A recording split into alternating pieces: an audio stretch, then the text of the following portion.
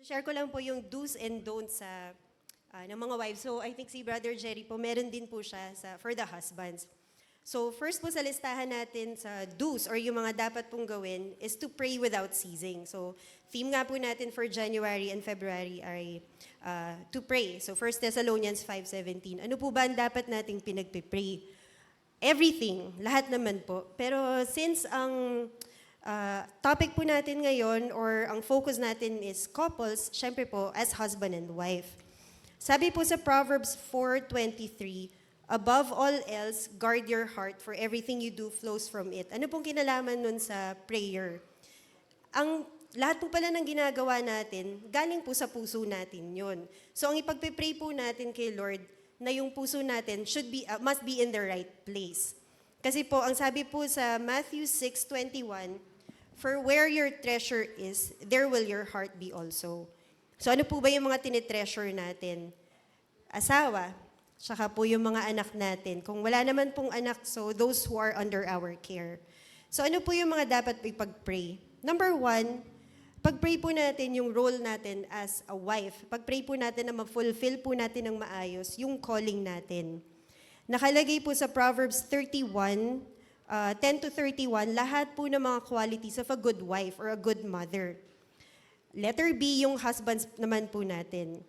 Husbands are designated by God to lead, to protect, and to provide. Pag sinabi po bang lead, ibig sabihin nun, pwede silang mang-power trip or pwede silang mang-gaslight? Meron po ba silang special na rights? Hindi po. Ang ibig sabihin po nung magli-lead sila, ililid nila tayo closer to God. They will set our house in order. They will lead us with wisdom. And according po yun sa word ni Lord. So meron silang special responsibilities. Amen po. Amen. So, letter C, of course, pray for your children. Mabilis lang po to. So number 1 nga po yung prayer. Number 2, be proud of your calling. Sa mga housewives po and sa mga stay-at-home moms, parati po nating nadidinig pag tinanong natin sila, so ano pong ginagawa nyo? Lagi nila sasabihin, ay housewife lang po ako. Pero never, or you rarely hear someone na professional, na sasabihin na nurse lang po ako, doktor lang po ako, or engineer lang po ako. Hindi mo maririnig sa kanilang sasabihin nila yung word na lang kasi they're proud of their title. They take pride in what they do. Kasi na-accomplish nila yon. So being a housewife or being a stay-at-home mother is also an accomplishment. Amen? Nung last Wednesday po, ang sabi ni Pastora Cora sa cell group namin, malaki ang role ng wives or ng mothers sa katinuan ng household. Sabi po niya yon. Dahil daw po, ang husbands, hindi naman nila kayang lahat gampanan ng lahat ng role sa mundo, lahat ng responsibility. So we as wives, we need to, hindi tayo magsa-step up pero we need to fulfill our own responsibilities as their helpmeet. Sabi po yun sa verse 27 nung Proverbs 31. She watches over the ways of her household. Tinitingnan pala niya. Hindi siya lazy. Tinitingnan niya bawat nangyayari sa bahay niya.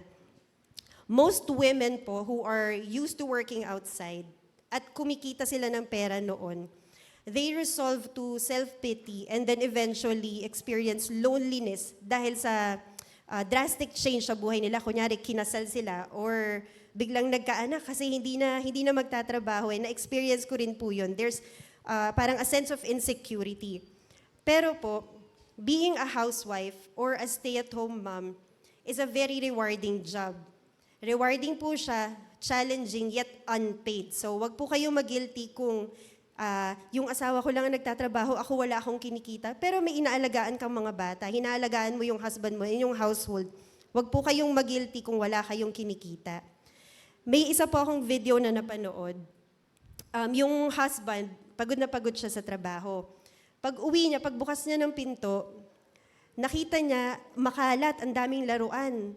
Tapos, yung mga anak niya na maliliit siguro parang Samuel Zoe ang age, nagtatakbuhan sila, magulo talaga.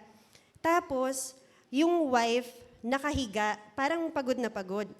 So, sabi nung husband, galit na galit siya, anong ginawa mo the whole day? Nasa trabaho ako, pagod na pagod ako, ikaw nakaganyan lang.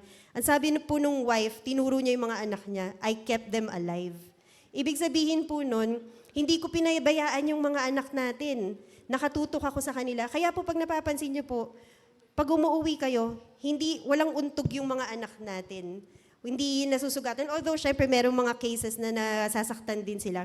Pero po yung mga wives, yung mga housewife, or yung mga stay-at-home moms, tutok na tutok po sila sa mga anak natin. So, pinagpala po ang mga housewives at mga stay-at-home moms. Thank you po kay Lord. Yes, sir. Thank you.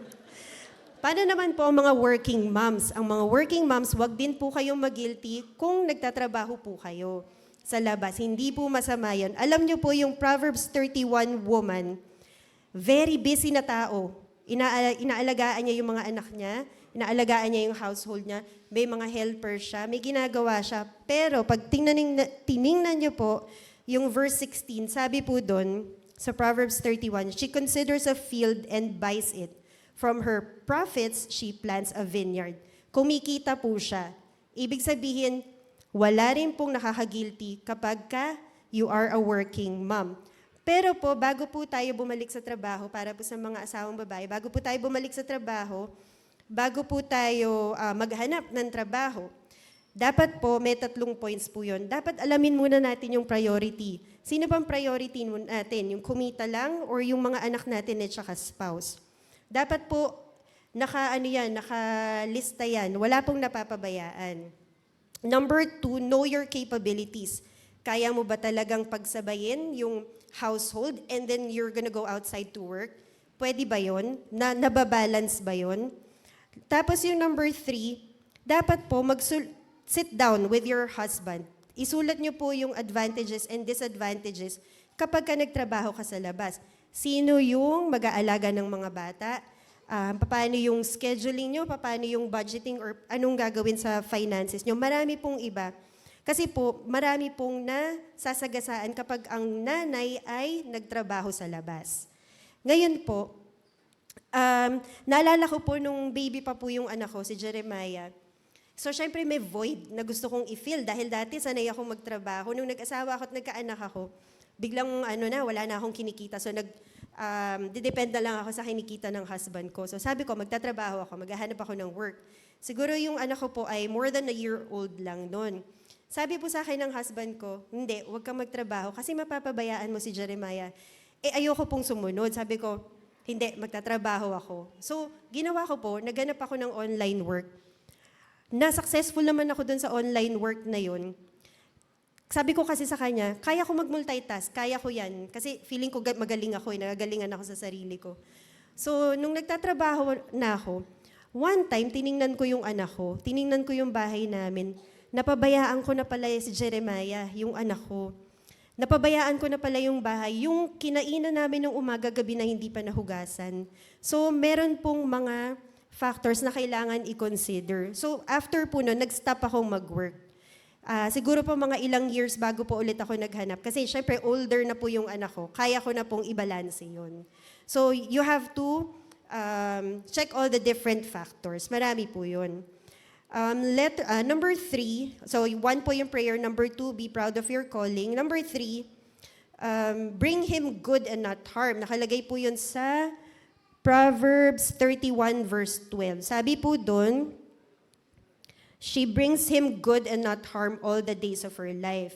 Letter A, wag pong siraan ng asawa. Verse 23 says, her husband is known at the gates where he sits with the leaders. So, ibig sabihin po nun, yung people in authority. So, pag lumalabas po pala ng bahay yung asawa niya, nitong Proverbs 31 woman, kapita-pitagan, walang kasiraan. Hindi sasabihin ng mga leaders, nandyan na si sir na maraming mga kalokohan. Hindi, walang ganun. Kasi hindi mo pinag-alam yung mga kahinaan niya. Sister, hindi naman po lahat mayaman, hindi naman lahat in authority. Meron din po sa Proverbs 22 verse 1, choose a good reputation over great riches. Being held in high esteem is better than silver or gold. So mas maganda yung may maganda kang name. As wives, binigay sa iyo ng husband mo yung last name niya, so uphold that last name. Pagandahin niyo po at pabanguhin niyo yung apelido na ibinigay sa inyo ng asawa ninyo. Letter B po, appreciate and compliment. Remember why you liked and loved your husband the first time. So sa Song of Solomon po, chapter 5, tinanong ng mga Shulamite yata yon, Shulamite women, yung wife, bakit ba hanap ka dun sa asawa mong lalaki? Anong meron siyang special? Na bakit parang ang tingin mo sa kanya kakaiba? Pag binasa niyo po yung chapter 5, makikita po niyo doon na in-enumerate nung wife isa-isa yung mga katangian nung husband niya na parang kilig na kilig pa siyang sinasabi. So, tayo po bilang wives, alalahanin po natin, ano ba yung mga nagustuhan ko dito? Kahit ba pagtanda, may mga kilala po akong mga matatanda na siguro mga nasa 80s, pag tinanong mo sila, ano bang special quality ng asawa mo? Ang sasagot nila, amoy lupa na yan, wala na akong nakitang maganda. So, I'm sure naman may narinig na po kayo nagsabi nun. Siyempre po, mag-isip tayo ng maganda. Para pong ang ino-hope natin, mamatay ka na kasi naaamoy ko na ang future mo. Hindi po ganun. Dapat isipin mo kung ano yung maganda sa kanya, kung ano yung qualities niya na maganda. Letter C, esteem your spouse higher than anybody else. Para din po yun do sa appreciate and compliment. Kunyari, yung asawa ko, binigyan ko siya ng magandang relo. Kasi po mahilig kami sa relo. So binigyan ko siya ng magandang relo. Kunyari po may boss ako, lalaki. Pag nag-birthday ba yun, dahil special din naman yung boss ko bibigyan ko ba siya ng parehong relo kagaya sa asawa ko? Hindi. Kasi you esteem your spouse higher than anybody else. Don't treat other men similarly to how you treat your husband. Number 4 po, reflect. Meron po tayong self-reflection. Hingin po natin kay Lord, Lord, paano po ba ako magiging mabuting wife? Paano po ba ako magiging mabuting nanay? So self-reflection po yun. Meron naman din po, since mag-asawa naman kayo and you share the bed, you share a lot of things, pwede rin kayong mag-share ng mga iniisip ninyo. So tanungin mo rin siya kung ano yun sa tingin niya sa'yo. Nung nasa Thailand po kami, syempre po may cell group din kaming sinalihan sa Christian Church doon. Isa po sa mga topics namin doon, may libro kasi na based on the movie Fireproof. So every day may challenges siya. Pero pag ginawa mo yung challenge, dapat hindi mo sasabihin doon sa spouse mo na ginagawa mo yung challenge na yun. Isa sa mga challenges na yun, tatanungin mo yung spouse mo, ano yung mga magagandang qualities na nagustuhan mo sa akin. Siyempre, hindi mo ipapaalam nga. So, dapat lang, hapyaw lang. Afterwards, tatanungin mo din, ano yung mga hindi mo masyadong na-appreciate. So, nung umuwi po siya, nung nag-dinner kami, so tinanong ko na siya, di palakpak tenga kasi ang gaganda ng mga sinabi niya sa akin. Perfect. Tapos, nung sinabi ko na, so sige, ano naman yung mga hindi mo masyadong gusto sa akin? Yung asawa ko po kasi ay, marami lang natatakot sa kanya kasi, very strong and very straightforward. So, medyo natatakot. Pero pagdating po sa akin, yes. Pero pagdating po sa akin, very sweet siya, very gentle. Kasi ayaw niya, totoo po yun, kasi ayaw niya akong ma-offend. So, nung sinabi ko sa kanya na, ano yung mga ayaw mo sa akin? Ang tagal niya kasi kumakain kami ng dinner. Ang tagal niya bago sinagot. Tapos, nauutal-utal pa siya. Tapos, sabi niya, ganito kasi yon. Di nagsabi siya ng isa. May mga pauses in between. Sabi pa siya ng pangalawa. Ganon din, may pauses in between. Sabi ko, tapos, ang tagal, silence. Kumain na kami. Ang saya ko, sa isip-isip ko, yes. Kasi dalawa lang I can change. Ang dali-daling gawin ng dalawang sinabi niya. Tapos, nung matagal na silence, masaya ako. Bigla siya nagsalita. Tapos merong pangatlo, pang-apat, pang-lima, pang-anim. Yung pong challenge na yon dun sa libro sa Fireproof, ang pinaka-challenge mo dun, pag tinanong mo, dapat hindi ka mag-retaliate. Wala kang rebuttal, dapat hindi ka magagalit. So, nung nagpang-anim na, sabi ko ba, hindi pwede to? Kasi, akala ko perfect ako sa paningin niya. So, di kumakain kami, yumuko lang ako, huminga ako ng malalim. Habang nagsasalita siya, sabi ko, bakit ikaw? Sabi ko, Tapos inisa-isa ko sa kanya yung, may nakahanda pala akong litanya. May inisa-isa ko sa kanya yung mga ayoko sa kanya. Ang ending po nun, magkagalit na kami. Ay, hindi pa kala kami magkagalit. Ako lang pala yung galit. Kasi hindi ko matanggap yung mga sinabi niya. So, talo po ako dun sa challenge na yun. So, ano po ba ang point ko? Nakalimutan ko yung point. Ayun, so reflect. You also ask. Kasi your husband, kasi naman sa maraming bagay, they have to be honest with you. Kasama na din po yung what they think about you. So you ask, you accept, and then eventually you adjust. Kasi Christians naman po tayo, ask the Lord na tulungan ka na mag-adjust. Huwag magalit basta-basta. Number 5 is to protect your marriage by setting boundaries. I think si Brother Jerry, marami rin siyang sinabi doon. So sa letter A, ito po medyo controversial. Kasi naalala niyo po, dati sa Persia, yung asawa ni King Xerxes, si Queen Vashti, hindi naman si Queen Esther. Ang sabi po ng mga Bible scholars, hindi naman talaga masama yung ginawa ni Queen Vashti. Ang sinabi po kasi ni King Xerxes, nung may party sila, tawagin niyo yung asawa ko, si Queen Vashti. Gusto ko pumarada siya sa harap ng mga ibang officials, sa mga kaibigan ko, ipakita niyo kung gaano siya kaganda. Pero si Queen Vashti, sabi niya, ayoko. Siguro po, para kay Queen Vashti, ito po nabasa ko lang po, hindi naman po galing sa akin, itong part na to. Queen Vashti was culturally and legally wrong, but she was morally right. Ayaw niyang pumarada kasi para sa akin yung whatever beauty that I have is for myself and also for my spouse. Bakit mo ko ipaparade sa ibang lalaki para i-appreciate nila yung beauty ko? But then again, si Queen Esther po, destined pa rin siyang maging reyna. Siguro po nung time na yon, medyo may iba lang silang way, kaya po nalagay doon si Queen Esther. Pero siya pa rin yung destined to be the queen at that time. So, pero hindi po ito reason for wives to rebel against their husbands. So, ang self-improvement po is for you and for your spouse. No need to collect admirers. Kapag kunwari po, nagpapaganda ka, hindi ka nagpapaganda dahil gusto mong paglabas mo ng bahay, ang daming nagagandahan sa'yo. Ang nagpapaganda ka for yourself and for your spouse.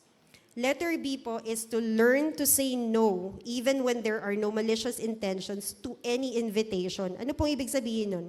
Sa opisina po, madalas na, sabay na tayong kumain, sabay na tayong umuwi, tas dalawa lang kayo. Learn to say no. Hindi nyo naman pong bibigyan ng mali siya, pero that is a cause for jealousy and also might lead to temptation. Iba po yung emergency sa pre-planned or on-the-spot na invitation or situations. Kunyari, emergency, natapilo ka, ang tutulong lang sa'yo, ang only tutulong lang sa'yo ay lalaki, wag mo namang kasi kung kailangan ka naman nilang tulungan. Sa jeep, pag may nakatabi kang lalaki, sa mga wives, pag may nakatabi kang lalaki, hindi mo naman papababain, di ba? Hindi mo sasabihin na, kuya, magagalit yung asawa ko, baba ka ng jeep. Hindi po pwede yung ganun. Kasi, hindi po, seryoso po. Seryoso kasi, that's too malicious naman. So you have to check the situation. Kailangan mo ring mag-weigh ng situation. Pero pag sinabi na, gusto mo ba sabay na tayo mo, iatid na lang kita, tas dalawa lang kayo, no. No. Okay? And number 6 po is to communicate. Lagi pong sinasabi sa akin ng mami ko noon, pag nag-asawa kayo, kayo na yung mag-best friend. Ang mag-best friends po laging nag-uusap. Mag-usap kayo parati. Nung bata po ako, kasi po businessman yung daddy ko, at that time, so retired na siya. Nung bata po ako, syempre may mga businesses siyang pinupuntahan, may mga ginagawa siya. So, medyo late na siyang nakakauwi sa gabi. Minsan po, in the middle of the night, nagigising ako, nagkukwentuhan sila ng mami ko. Kinukwento ng daddy ko yung mga nangyari sa kanya the whole day nang wala siya sa bahay. Kinukwento niya kung saan siya pumunta, kung sinong kasama niya. Nagkukwentuhan sila. Patiently, yung daddy ko po, kinukwento sa mami ko, and yung mami ko naman po, patiently, pinapakinggan niya yung daddy ko. Yun po yung naaalala ko doon. So, communicate. Letter B, so spend quality time with your spouse by conversing. So sa letter B naman po, misunderstanding happens when there is a lack of communication. Si Lord, sabi po niya, come let's reason together. Sinabi din po niya na, call unto me and I will answer thee. So kayo pong mag-asawa, wala po tayo pong mga mag-aasawa, wala po tayong karapatan na sabihin na ayoko makipag-usap. Kasi si Lord po, na nag-create sa atin, ini-invite na tayo. Kausapin mo ko, mag-usap tayo. Di ba po? Pag nag-usap naman po tayo, para po walang miscommunication or wala pong misunderstanding, dapat naman po with grace yung mga sinasabi natin. Sabi po sa Proverbs 31 verse 26, she opens her mouth with wisdom and on her tongue is the law of kindness. Pwede naman pong makipag-usap ng hindi galit. Pwede makipag-usap ng walang lupit. Hindi po yung yes, lupit. Yung walang harshness. Yung ganun po. There is a proper way to express yourselves. And letter C, don't be historical. Sa mga babae po, minsan mas naaalala pa nila yung mga nangyari 15 years ago sa ganitong oras. O sinabi mo ganito, pero ba't hindi mo ginawa? Mas naaalala pa nila yung ganun. So don't be historical. Number 7 po, mabilis lang po to. Be a good steward of God's blessing. So kung kumikita po yung husband, hindi ibig sabihin po nun, wawaldasin. Si Jerry po, yung husband ko po, lagi niya sinasabi sa akin, pag nag-grocery kami, wag ubos-ubos biyaya. Nung una hindi ko naintindihan, ano ibig sabihin nun? Ibig sabihin nun, don't be wasteful. Nag-grocery ako, plan ahead. Ayusin mo naman, i-budget mo rin yung pagkain, hindi yung porkit may ganito, kainin nyo lahat in one day. Hindi po ganun. So if the budget permits, mag-plan ahead. Natutunan ko din po yun, yung planning ahead ng mga meals. So for the next week, may nakaset na akong meal. So pag nag-grocery kami, kung ano yung sinet kong meal, yun na yung binibili namin. Yun po. Enjoy. Ayun nga po. Enjoy, but do not be wasteful. Value. Value everything. Especially pag pinaghirapan po ng asawang lalaki. Huwag namang waldasin. Next po is, ayun, sinabi na po ni Brother Jerry kanina, ang mga lalaki po, ang mga asawa, gusto nilang umuwi sa maayos na bahay. Siyempre po, pag may mga maliliit na anak tayo, it's very impossible na spotless yung bahay mo at super clean. Hindi po totoo yun pag may mga maliliit na anak. Pero may natutunan po ako, nabasa ko lang po to, every day, kahit 15 minutes lang, try to declutter. Magligpit ng kahit 15 minutes a day ng mga bagay na pwede mong iligpit. At wag na naman din po tayong mag-guilty kung hindi tayo nakapaglinis. Kapag may inaasikaso po tayong mga bata. And the last one po is reward yourself. Kung mapapansin niyo po, yung Proverbs 31 woman is a very busy person, very busy woman. Inaalagaan niya yung anak niya, yung asawa niya, yung household. Siya talaga nag-oversee nun. But she still finds time to pamper herself. Saan po nakalagay yun?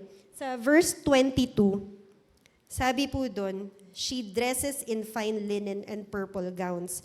Ang ibig sabihin po nun, meron din siyang luxurious na gamit. Sinisigurado niya na hindi siya haggard pag umuwi yung asawa niya. Nagdadamit din siya ng maayos. Sister, wala naman po kaming budget para sa mga luxurious na bagay.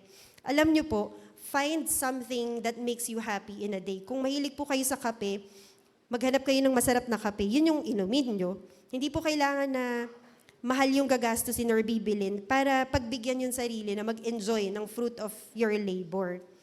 May kaibigan po ako, pag naglilinis siya ng bahay, naghihikaw siya ng sobrang ganda. Kasi sabi niya, para naman hindi ko feeling na parang kawawang-kawawa naman ako. Magpapaganda pa rin ako. Yung mami ko po, dati, nung bata ako, matutulog na lang, nagli-lipstick pa. Nagpapaganda talaga siya. Kasi syempre, pag gising ng asawa mo, baka ikagulat niya yung mga pangyayari.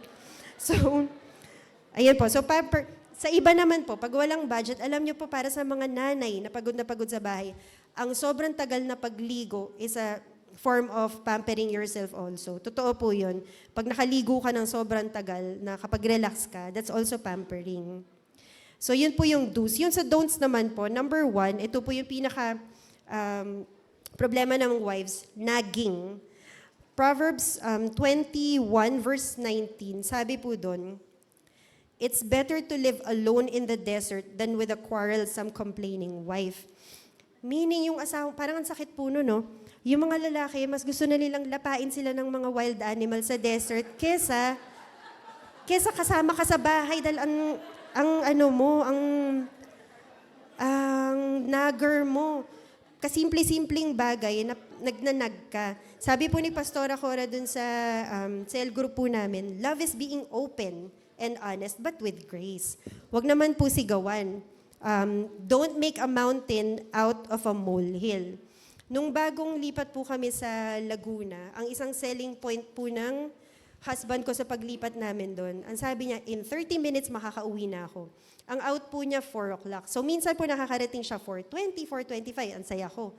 Fino-fulfill niya yung promise niya. Merong isang oras dumating siya, 4:31. Pagpasok niya na bahay, inis na inis ako. Sabi mo, 30 minutes lang. Bakit 4:31 ka dumating? Tapos nagsunod-sunod pa yon. Nung umpisa, hindi ko pa alam yung flow ng traffic kasi sa Laguna, kasi bago lang kami dun. So sabi, in-explain naman niya sa akin.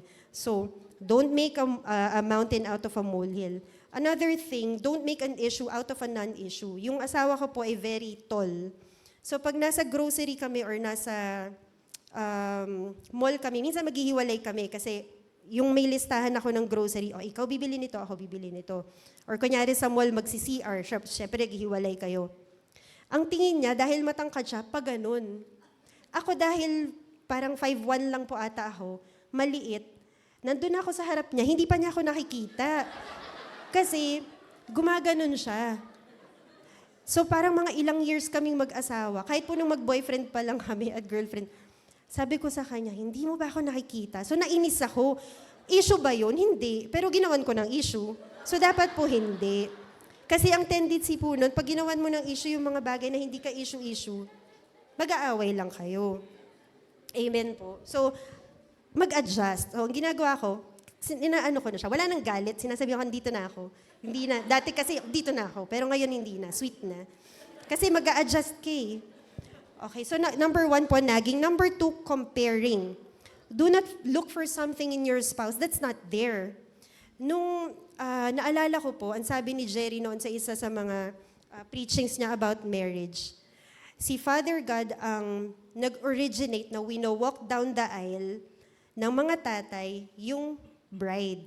So nung hinatid na ni Father God si Eve kay Adam, ang sabi ni Adam, this is now the bone of my bones and the flesh of my flesh. Ito yung sa akin.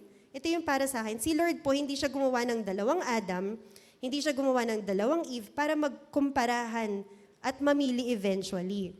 Hindi po maganda na kinukumpara nyo yung spouse, yung husband ninyo, sa husband ng ibang tao. Do not expect Ding Dong Dantes to come home to you because you're not Marian Rivera. In the same manner po, sa mga asawang lalaki, totoo naman po, di ba? In the same way, sa mga lalaki po, do not expect to come home to a Marian Rivera. Kasi hindi ka naman si Ding Dong Dantes. Huwag mong hanapin yung hindi sa'yo. Huwag mong hanapin yung bakit siya nakakapag-exercise, bakit siya maganda, bakit siya ganito.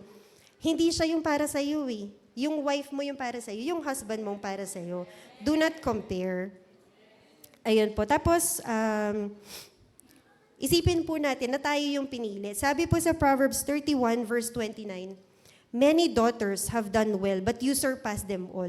Kahit ba ganun sila eh, pero ikaw yung pinili. Kasi ikaw yung nag-stand out among all women. Kaya ikaw yung napiling wife. And lastly po, siguro po may mga nakalimutan ako, pero I think si Brother Jerry naman po mag-share pa. Number 3 po, sa do not do, is do not ever disrespect your parents-in-law. Never do that. I love my parents-in-law. Napakabait po nila sa akin at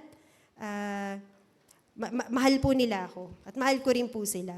Kasi alam naman po natin na sabi po sa 10 Commandments, honor your father and mother. Kaya mo nga sila tinawag na mother-in-law, father-in-law, kasi magulang mo na rin sila. Although minsan po, syempre, lalo na sa mga mother-in-law at saka daughter-in-law, nagka-clash. Hindi naman po kami nagka-clash ni Pastora Cora. Mahal ko po siya. Mahal din po niya ako. Pero syempre po, may mga advice siguro yung mga parents-in-law natin na parang, ay, hindi yata suitable, which is for our own good, pero parang hindi yata to angkop sa sitwasyon namin ngayon. Hindi naman po ako para i-disrespect yung mother-in-law ko at sabihin, ayoko niyan, hindi ko gagawin yan. No. hindi natin gagawin yun. Kasi po, i-respect po natin yung mother-in-law natin at father-in-law. Siyempre po, kayo as husband and wife, pag-uusapan nyo po yun. Ano ba yung okay sa atin? Ano ba yung hindi okay sa atin? Tapos po, as wives, you course your issues through your husband. Kasi po, mas kilala niya yung parents niya kaysa sa'yo. So, yung husbands naman, course your issues through your wife. Kasi mas kilala mo as a wife yung mga magulang mo. So, do not disrespect your parents-in-law. So, yun lang po for our do's and don'ts for the wives. Thank you po.